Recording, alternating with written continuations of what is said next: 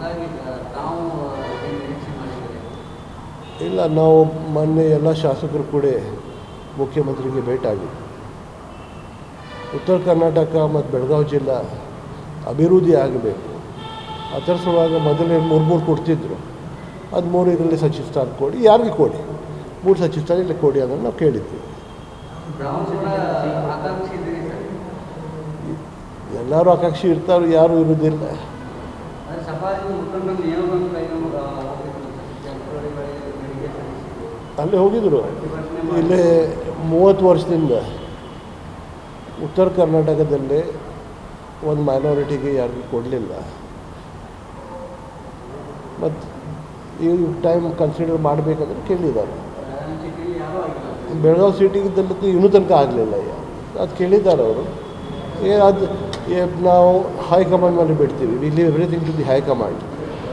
ಏನು ನಿರ್ಣಯ ಹೈಕಮಾಂಡ್ ತಗೋತಾರೆ ಅದು ನಾವು ಒಪ್ಕೊಳ್ತೀವಿ. ಪೂರ್ಣ ಬೇಕಂತೇಳಿ ಬೇಡಿಕೆ ಇರೋದು.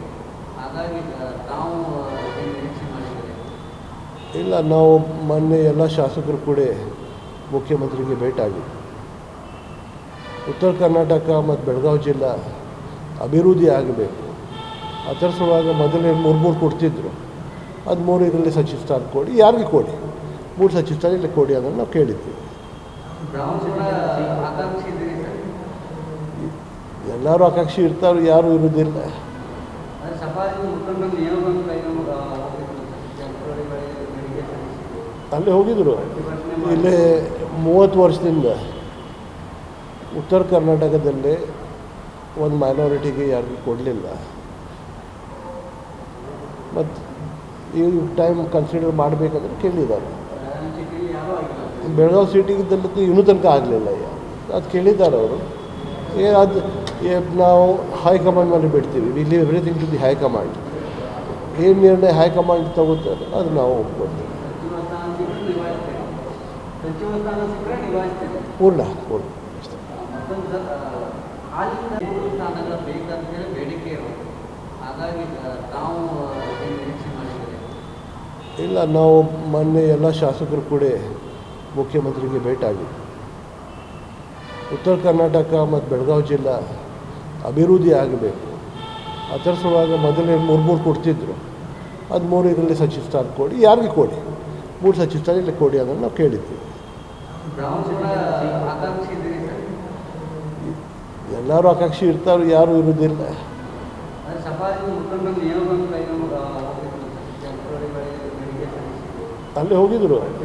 ಇಲ್ಲೇ 30 ವರ್ಷದಿಂದ ಉತ್ತರ ಕರ್ನಾಟಕದಲ್ಲಿ ಒಂದು ಮೈನಾರಿಟಿಗೆ ಯಾರಿಗೂ ಕೊಡಲಿಲ್ಲ.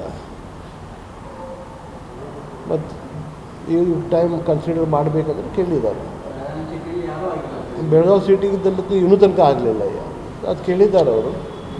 ಅದು ನಾವು ಹೈಕಮಾಂಡ್ ಮೇಲೆ ಬಿಡ್ತೀವಿ. We leave everything to the high command.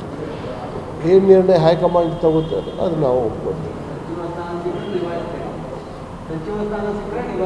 ಪೂರ್ಣ